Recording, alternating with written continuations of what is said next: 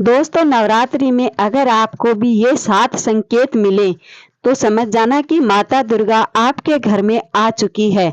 माता दुर्गा का आगमन आपके घर में हो चुका है और आपके घर में सुख समृद्धि और धन की वृद्धि होने वाली है। सभी दुखों का नाश होने वाला है। अगर आपको ये 7 संकेत घर में दिख रहे हैं, किसी भी प्राणी में या किसी भी रूप में दिख रहे हैं, तो समझ जाना कि माता का वास आपके घर में हो चुका है। इन 9 दिनों में माता चैतन्य होती है। तो नव दुर्गे में जब हम कुछ अच्छे कर्म करते हैं तो वो माता हमें फल अवश्य देती है। इसी के साथ अगर हम कुछ गलत करते हैं या पाप करते हैं तो उसकी सजा भी हमें अवश्य ही मिलती है। ये 9 दिन माता को प्रसन्न करने वाले अत्यंत ही शुभदायक दिन होते हैं और नवरात्रि में की गई पूजा से माता अत्यंत प्रसन्न होती है। घर में सुख समृद्धि और मन की जो भी इच्छाएं होती हैं उन्हें पूर्ण करने वाला समय होता है। इसलिए जो भी आपकी इच्छाएं हो वो 9 दिन में पूर्ण अवश्य कर देती है माता। इसी के साथ जो भी माता रानी का भक्त हो वो 9 दिन में मांस, प्याज, लहसुन इन सबको अपने घर से दूर रखे, ना ही मदिरा का सेवन करे। ऐसा करने से माता रानी रुष्ट हो जाती है और घर से हमेशा हमेशा के लिए चली जाती है।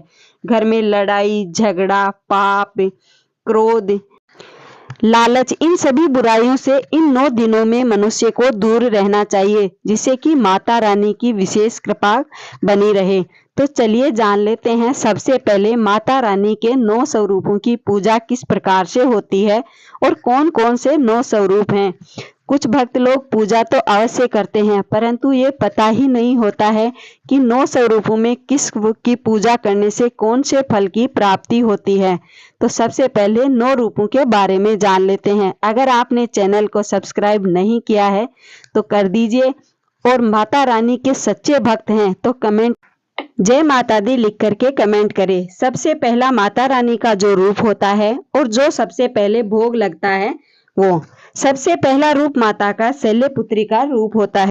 माता शैलपुत्री हिमालय राज की पुत्री थी, इसी कारण उनका नाम शैलपुत्री पड़ा। इस दिन का उपवास करने के बाद माता के चरणों में शुद्ध घी अर्पित करने से आरोग्य का आशीर्वाद प्राप्त होता है और उपवास करने वाला मनुष्य निरोगी रहता है, उसे कभी कोई भी रोग नहीं होता है।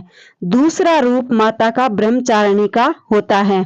इस दिन माता ब्रह्मचारिणी की पूजा की जाती है।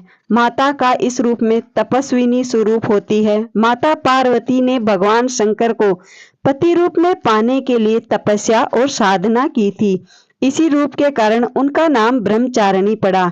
इस दिन माता ब्रह्मचारिणी को प्रसन्न करने के लिए उनको शक्कर का भोग लगाया जाता है। इस दिन माता को शक्कर का भोग लगाने से घर के सभी सदस्यों की आयु में बढ़ोतरी होती है। तीसरा रूप माता का चंद्रघंटा का होता है।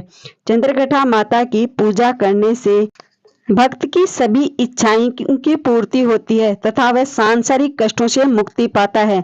माता की पूजा करते समय वह दूध या दूध से बनी मिठाई अथवा खीर का भोग लगाया जाता है। भोग लगाने के लिए एक थाल ब्राह्मण के लिए भी निकाला जाता है। ब्राह्मण को भोजन के साथ दक्षिणा आदि भी दान दी जाती है। माता चंद्रघंटा को खीर का भोग लगाने से उपासक को दुखों से मुक्ति मिलती है और सुखों की प्राप्ति होती है, परम आनंद भी मिलता है। जब माता नवरात्रि के दिनों में घर में आती है तो कहते हैं कि घर को ब्राह्मणों से भी पवित्र कर देती है उस स्थान को। तो अगर आप भी माता रानी के सच्चे भक्त हैं और अभी तक चैनल को सब्सक्राइब नहीं किया है तो जल्दी से कर लीजिए। चौथा स्वरूप माता कुष्मांडा का होता है। एक मान्यता के अनुसार ब्रह्मांड की उत्पत्ति माता कुष्मांडा के उदर से हुई थी। नवरात्रि के चौथे दिन इनकी पूजा और आराधना की जाती है। चौथे नवरात्रि को जो मनुष्य पूर्ण विधि विधान से उपवास करता है उसके समस्त रोग कष्ट सभी नष्ट हो जाते हैं और माता कुष्मांडा की पूजा करने के बाद इस दिन उनको मालपुओं का भोग लगाया जाता है। इस प्रसाद को मंदिरों में भी बांटना और इस दिन को बड़ा ही शुभ माना जाता है। इस दिन माता को मालपुए का भोग लगाने से माता अत्यंत प्रसन्न होकर उपासक को बुद्धि का विकास कर साथ साथ उन्हें निर्णय लेने की शक्ति में बढ़ोतरी करती है। पांचवा स्वरूप माता स्कंद माता का होता है।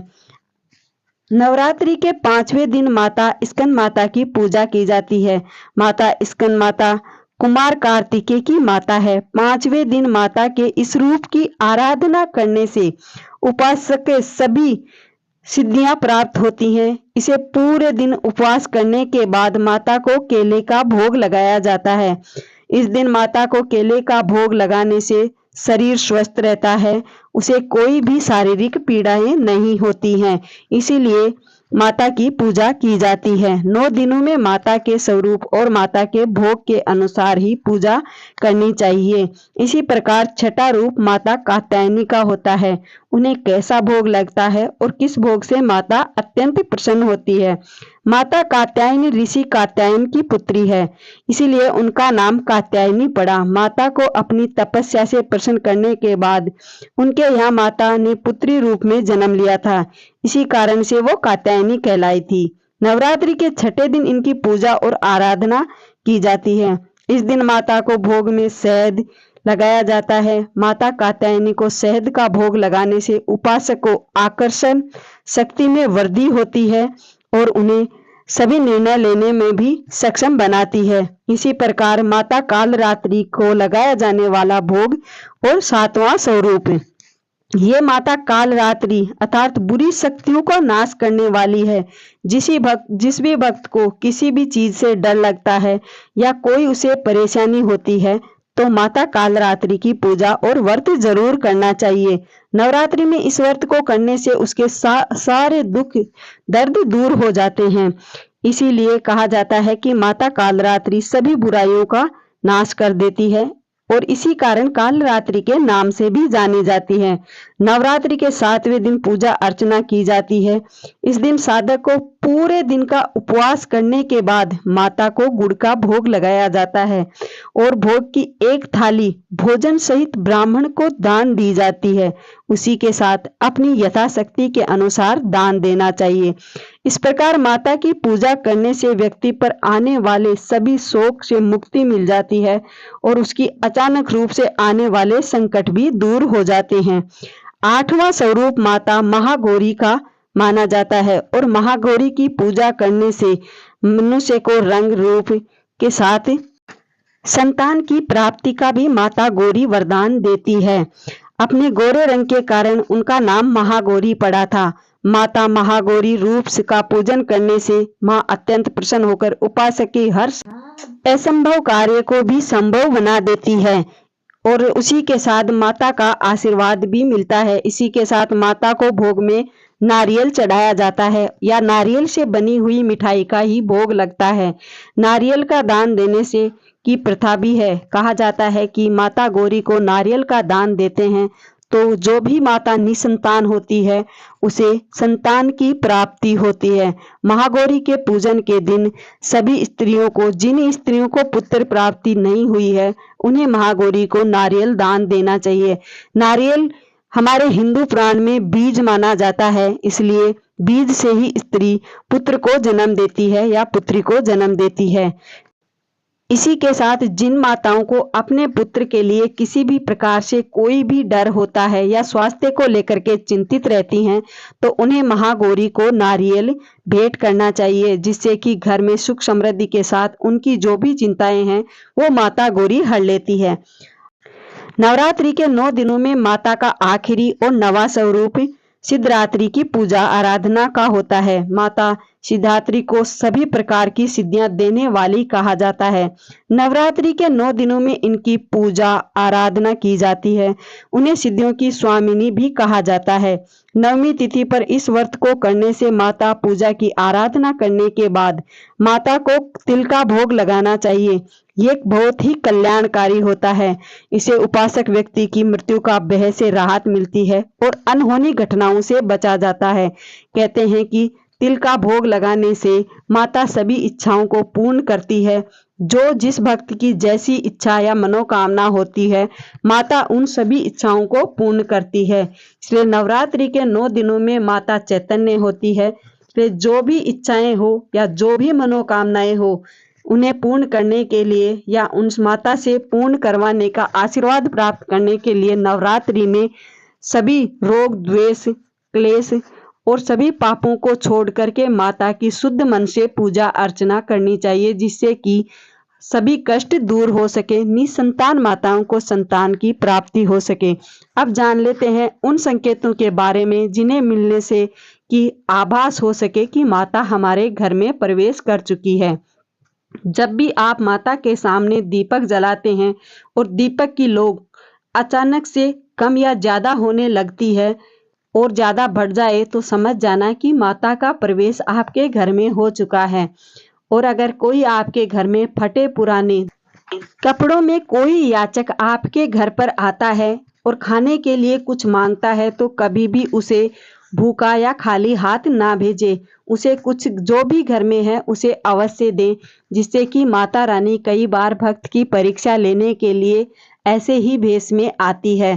तो इससे आपको संकेत मिलता है कि माता आपके घर में आई है। अगर आपके घर में अचानक से कोई चिड़िया चहकने लगे या अपना घोंसला आपके घर में अचानक से आकर के बना ले तो समझ जाना कि माता रानी का प्रवेश हुआ है। नवरात्रि के दिनों में अगर घर में मधुमक्खी आ जाए तो भी समझा जाता है कि माता रानी का आगमन हुआ है। मधुमक्खी के रूप में माता अपने स्वरूपों का पूर्ण रूप से दर्शन करने के लिए छोटा रूप धारण करके घर में आती है। अगर आपके घर के दरवाजे पर गाय आए और हमेशा आ ही रही हो 9 दिनों में तो समझ जाना कि गाय का आना बड़ा ही शुभ होता है और माता आपके घर में आ रही है। इसलिए इन संकेतों को कभी भी अनदेखा ना करें। और अगर आपको सपन में बार बार ऐसा लग रहा है या घर में आभास हो रहा है कि कोई है, या नवरात्रि के दिनों में आपको कुछ सुख या चैन की सांस आ रही है या खुश हो रहे हैं अचानक से, या कोई खुशी की न्यूज मिली है तो समझ जाना कि माता का आगमन आपके घर में हो चुका है और माता रानी आपके घर में आ चुकी है, जो सभी दुखों को हरने वाली और समस्त सुख प्रदान करने वाली है। कहते हैं कि जब भी भक्त को आंख बंद करने पर माता के सामने आंसू आ जाते हैं तो समझ जाना कि माता ने आपकी प्रार्थना स्वीकार कर ली है, इसीलिए भक्त की आंखों में आंसू आते हैं। जब आपके पूजा करते समय रोंगटे खड़े हो जाएं तो समझ जाना कि माता रानी आपके समक्ष है, इसीलिए आपके रोंगटे खड़े हो गए हैं और माता रानी का ये संकेत होता है। इसलिए इन संकेतों को कभी भी अनदेखा ना करें। अगर आपको कोई भी इनमें से संकेत मिला है तो समझ जाना माता रानी आपके घर में आई है। अगर आपको वीडियो अच्छा लगा तो वीडियो को लाइक शेयर और चैनल को सब्सक्राइब जरूर करें। मिलते हैं अगले वीडियो में। धन्यवाद।